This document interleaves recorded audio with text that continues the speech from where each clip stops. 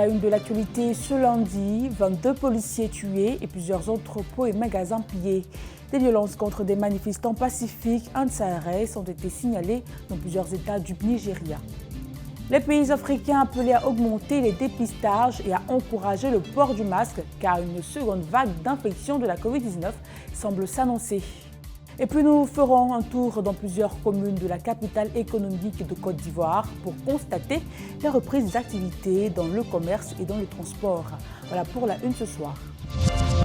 Bonsoir chers tous, nous revoilà pour un nouveau déroulé d'informations. Merci d'être avec nous. 22 policiers tués, 71 entrepôts et 248 magasins privés pillés.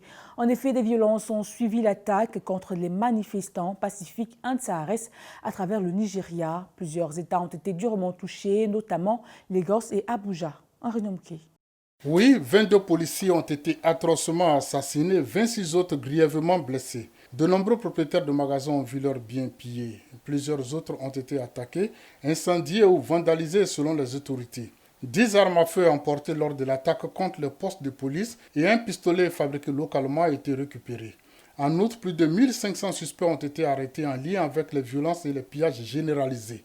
Parmi les suspects interpellés, 1117 ont été inculpés devant les tribunaux à travers le pays. Il faut rappeler que plusieurs milliers de personnes ont envahi et pillé un immense entrepôt de nourriture qui devait être distribué en mars et avril dernier pendant le confinement mis en place pour lutter contre l'épidémie du coronavirus. Donc pendant le confinement, nous avions faim et ils cachaient la nourriture selon un manifestant. Ils ont caché cette nourriture depuis le début du confinement alors que tous les prix ont augmenté. Comment faisons-nous pour survivre, a-t-il poursuivi.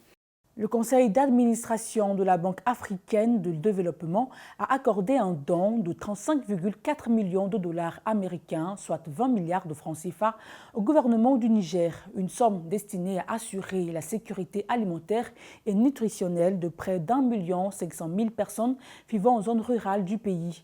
Pays sahélien d'Afrique de l'Ouest, le Niger demeure extrêmement vulnérable au changement climatique dont il subit déjà de plein fouet les effets. Les pays africains connaîtront-ils une seconde vague d'infection de Covid-19? Selon le directeur du Centre africain de contrôle et de prévention des maladies, le nombre de nouveaux cas dans plusieurs pays africains marque une légère augmentation. Une seconde vague serait donc à craindre. Le commentaire avec Landry Ponou. Le coronavirus fait une nouvelle fois parler de lui en Afrique. En effet, à l'image des pays occidentaux, le continent doit se préparer à subir une seconde vague. C'est le directeur du Centre africain de contrôle de prévention des maladies, CDC Afrique, John Nkengasong, qui l'a annoncé jeudi dernier au cours d'une conférence de presse en ligne. Il en veut pour preuve le nombre croissant de malades ces dernières semaines. Le continent a très bien réussi à maîtriser la courbe des infections avec un pic du nombre d'infections aux alentours de juillet, puis un recul régulier. Mais nous commençons maintenant à observer une certaine stagnation et même une légère augmentation dans certains pays africains, a-t-il dit, avant d'ajouter que ce qui se passe en Europe devrait interpeller et même inquiéter. Le chef du CDC Afrique demande aux pays africains de renforcer les systèmes de surveillance, d'augmenter les dépistages, d'impliquer les communautés dans les efforts de réponse et d'encourager le port du masque afin de lutter efficacement contre la pandémie. En Europe, le nombre de cas supplémentaires enregistrés a bondi de 41% en une semaine, représentant la moitié de ceux signalés ces 7 derniers jours dans le monde, une flambée qui risque de submerger les hôpitaux et qui a poussé les gouvernements à restreindre à nouveau la liberté de mouvement de leurs citoyens. Face à ces restrictions, des défilés ont eu lieu dans plusieurs villes d'Espagne.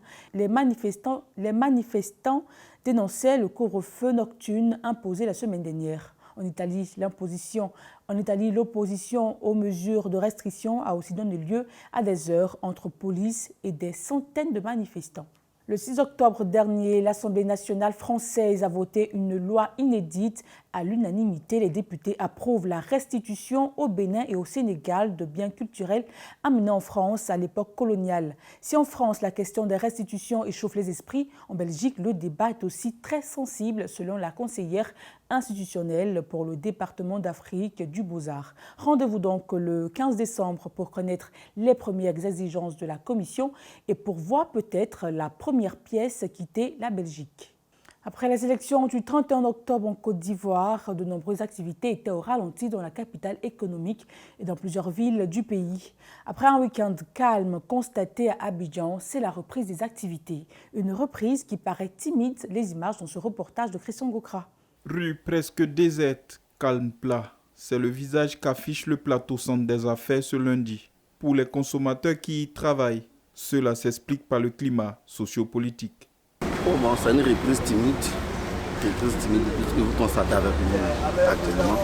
D'habitude, actuellement, les rues sont bondées de véhicules, des personnes, la peur et ainsi de suite. Et puis bon, certains qui avaient pensé que nous était férié avec la fête de Toussaint, puis les événements qu'on connaît ont en tout cas dû influencer la reprise.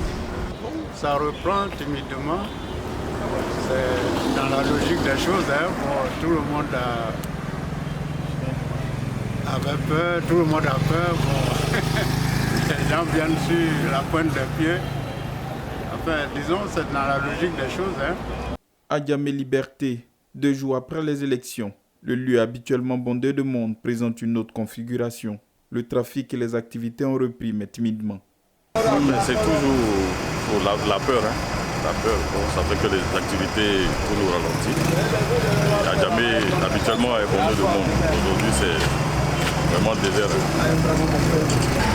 Bon, nous sommes venus au travail, mais vu la situation socio-politique, on a constaté que les gens ne sont pas sortis.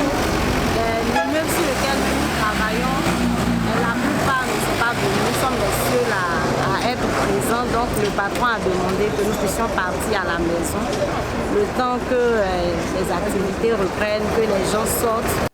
Djamé a été épargné des actes de vandalisme.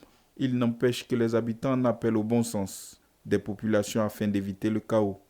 J'appelle l'ensemble des Ivoiriens, c'est-à-dire à la retenue, à mettre au-dessus de tout l'intérêt du pays pour qu'ensemble on puisse reprendre toutes les activités. Les consommateurs sur toute l'étendue du territoire payent un lourd tribut du climat socio-politique. La stabilité du pays assurera la reprise effective des activités. Les commerces ne sont pas en marge de la reprise. Nos équipes ont sillonné la ville et les commerçants parlent tous le même langage. Sans le retour du calme politique, rien ne pourra reprendre normalement. Réalisation Christian Gokra, Denis Kouman, récit signé Landry Ponou. Il est 9h ce lundi 2 novembre 2020. Les activités reprennent timidement après le week-end électoral. Le rond-point de Liberté dans la commune d'Adjamé, qui grouille habituellement de monde, est clairsemé. Les embouteillages quasi permanents ont fait place à une circulation fluide et la rareté des piétons n'est pas sans incidence sur l'activité commerciale. Ici, ça va bien, mais il y a pas du monde, mais comme il n'y a rien, on veut la paix seulement. On voit qu'il n'y a rien, mais il n'y a personne, il n'y a pas du monde qui passe, il n'y a pas beaucoup de voitures, tous les vendeurs ne sont pas sortis. Donc ça canicule aussi. La tension post-électorale est palpable et les commerçants sont unanimes. Les bonnes affaires ne seront de retour que si la psychose du moment retombe et fait place à la normalité. Je souhaite la paix, la paix, la paix. On laisse politique à les politiciens. Nous, on s'occupe de nous, avec notre affaire et puis c'est tout. Les résultats du scrutin du 31 octobre 2020 sont encore attendus et des tensions enregistrées exacerbent le quotidien des populations ivoiriennes. Allons voir la reprise dans le secteur du transport 2 jours après la présidentielle en Côte d'Ivoire. Le secteur semble reprendre petit à petit également. Le compte rendu avec Denis Kouman. Samedi et dimanche dernier, au niveau des routes, Abidjan ressemblait à une ville fantôme. Avec la reprise ce lundi, quelques bruits de klaxons se font entendre ça et là. Dans les gares, les transporteurs déplorent le manque d'engouement des clients. Franchement, vous voyez, personne. D'habitude, on sort plus tard, 7h du matin, il y a des clients. Mais maintenant, on sort plus tard, peut-être à 8h, 9h. Ouais, depuis nous on est sortis le matin, il n'y a pas de clients.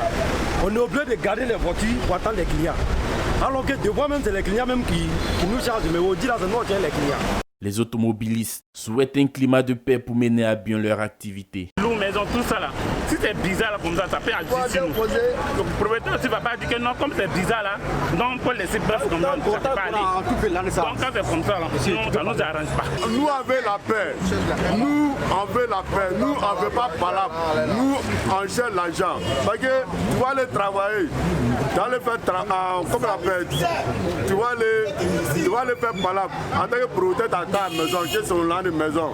Ils vont casser ton pied. Comment tu vas faire? Les transporteurs invitent les populations à vaquer à leurs occupations. Vraiment, je veux dire à la population de sortir pour travailler, il n'y a rien. Voilà, moi-même je suis sur le terrain, je sais que je vais. La reprise est encore timide. Espérons que dans les jours à venir, le trafic routier retrouve toute sa densité. Voilà ce qui marque le point de l'actualité ce soir. Merci de nous avoir suivis. Bonne suite de programme à vous et à demain pour un nouveau tour de l'actualité dans le monde.